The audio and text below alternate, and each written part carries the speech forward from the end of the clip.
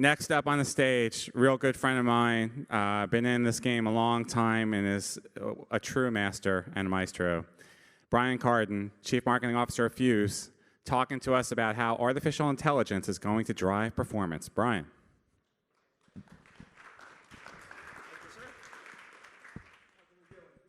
you hear me okay? Using this. I remember when Mike's one of my best friends, Mike Volpe, when he first went to Cyberease, and he and I always kick around ideas about what's working and what isn't. And he was there about 6 months, and I said, what do you got going on there that's really working well for you? He says, I got something, but I can't tell you. And so every couple of weeks I would call him, and I'm so curious, because other marketers, in sort of my little group, and so finally, after another 3 months, he said, these Nerf guns. And so, but he held it very, very tight secret. I'm here to talk about artificial intelligence. And if you're in marketing, you've seen how virtually every MarTech vendor is putting little magic dust on top of their applications and calling it artificial intelligence. And so I want to talk about that, whether it's real or whether it's something that's just ephemeral or it's something that can drive higher performance results. We've seen artificial intelligence really come into our lives in so many different ways. We see it with detecting credit card fraud and diseases. We see it with Netflix and Amazon with the recommendation engines that they have for recommending films and books. We see it in Jeopardy. Who's the player in the middle? Who can name the player in the middle? Watson. Who's the player on the left? The human player. Ken Jennings, very good. Still the best human player in the world. So we see it there. We see it on Wall Street. When I went to business school, a lot of my fellow students wanted to be traders. There are not that many traders anymore. Traders would look at a lot of information and try to figure out what's going on. But of course, the bots do a much better job. And so the algorithms are not just deciding what to buy and what to sell, but are actually executing the trade because they can look at thousands of pieces of data in a second. How about autonomous cars? 20 years ago, they predicted this was impossible. Raise your hand if you've ever been in an autonomous car. That's great. Yeah, I was in an autonomous car in San Francisco about 3 years ago, and it was quite stunning. It just moved seamlessly, and it didn't hit the brake too hard, and we went up on ramps. We were in the main 101 in San Francisco. They mostly tested in California. They've been testing them in Boston, and one of the first tests is the sensors didn't know what snow was. And so the cars literally stopped. There was like a little 4-inch little pile of snow. It didn't know that the snow would crush, and so we had to teach it, how to deal with snow. So we talk about artificial intelligence in many areas of our life, and I think about 8 years ago, a lot of us started wearing the badge of we're modern marketers now.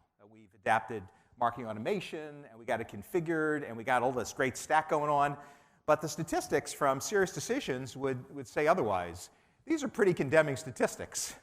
So with all of our conversion rates and the handoffs to the BDRs and all the campaigns we're running, only 6% of our precious MQLs are ever going to convert, and most reps are still not making quota. So is there a better way? And I'm going to talk about that with artificial intelligence. William Gibson, one of my favorite writers, talks about the future is already here.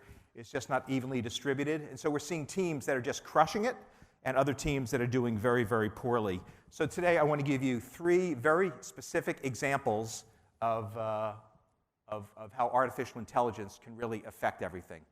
The first is with target accounts. Who has a target account or an account-based marketing program going on right now? As you probably know, there are a couple of ways to choose target accounts. In most companies, they're using tribal knowledge. You ask sales leadership, what are the right accounts? And they might say healthcare, or they might say financial services, or banks. And so we decided to use predictive analytics to look at several years of history to identify a set of characteristics. And so the results were quite striking for us. And so I would encourage you to not use tribal knowledge. We actually tested it with tribal knowledge against the facts, and very often what reps said was completely wrong. They only saw their one little piece of the puzzle. No rep can see hundreds of deals, but artificial intelligence could look at all these data. So these are our target accounts. And so with the target account program, we just crushed it by using artificial intelligence to identify the right accounts. So faster deal cycles, larger deals and a higher win rate on those deals. So that's the first way. I would encourage you to not use just conventional wisdom. What do you think are the right target accounts? But I think that the biggest variable in the success of a target account program is choosing the right accounts. And so this is about looking at several years of history of your own accounts in your CRM, appending additional data. It could be what industry, what technology they're using, number of employees, a whole bunch of different attributes, and doing some sort of multiple regression. There are new techniques as well, like random forests and neural networks to do this, but you can quickly identify a set of attributes that identify really your sweet spot. So that's one example of artificial intelligence that people are doing right now. We did it very successfully. The second is the curse of abundance. Boy, does anybody here know what the curse of abundance is? I seldom have the curse of abundance, but occasionally I get it. This is when you have too many leads that surge.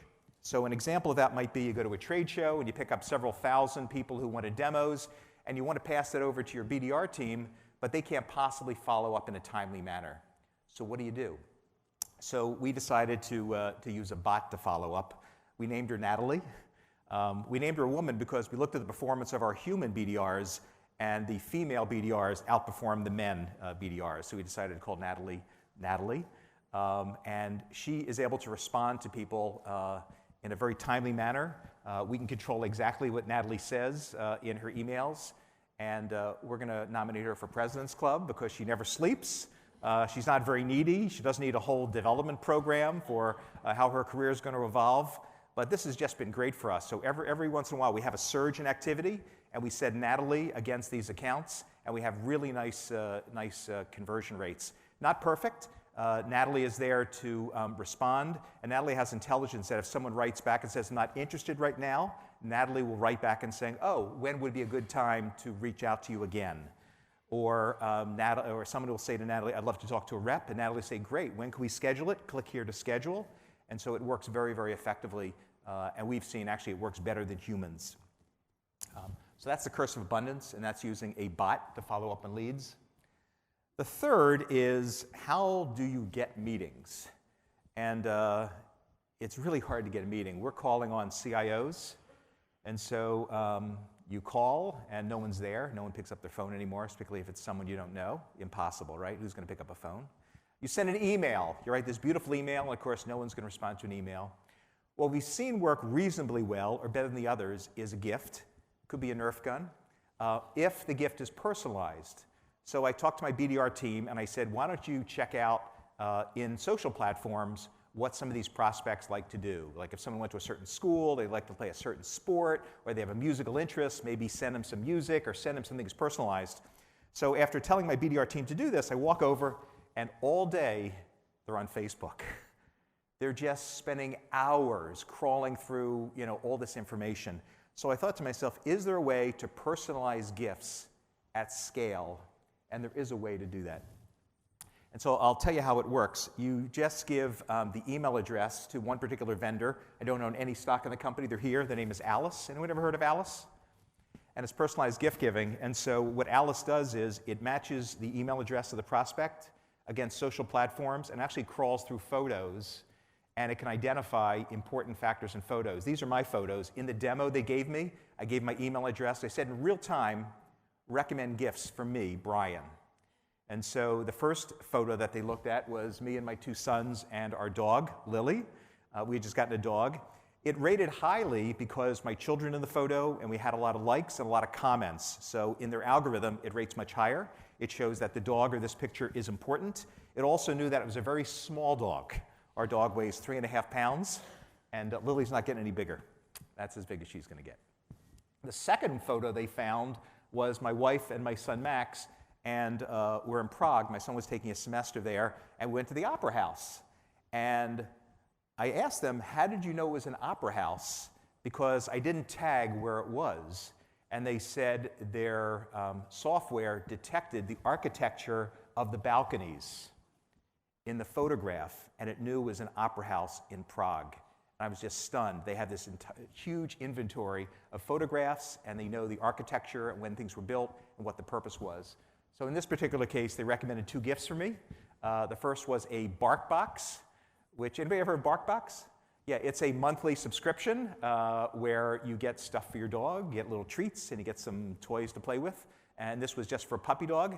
And the second gift recommendation was a coffee table book about the great opera houses of Europe. And that was just terrific. So this is another example of how artificial intelligence has really scaled a way for our sales team. And with Alice, we can also do a personal note, and people get the gift, and it's just been a great door opener for us and great conversions. I want to sort of end by talking about artificial intelligence in sort of a different way. I remember in the 1990s, every company wanted to be called a dot-com company. Anybody remember this? We were all dot-coms. And then what happened? Poof, we all became dot-coms. You didn't need it anymore. It just sort of fell into the distant background. And then, Benioff about 10 years ago was saying, we're all cloud companies, cloud. Everybody had to talk about cloud. And what happened to cloud? Poof. We're all just cloud companies. You don't have to say it anymore. And just one more is big data. We're all big data companies. Big data is everywhere. A lot of companies are doing taglines and registering trademarks of big data for sales, big data for marketing, and that sort of goes away. The same thing's happening with artificial intelligence. Jeff talked about Siri and Google Assistant and long-tail search terms that are all happening through voice. It's just permeating everywhere we are. And so my advice to marketers really is to think about embracing this. We're modern marketers, but the field is really leveled, and you're not going to get much improvement by doing more of the same.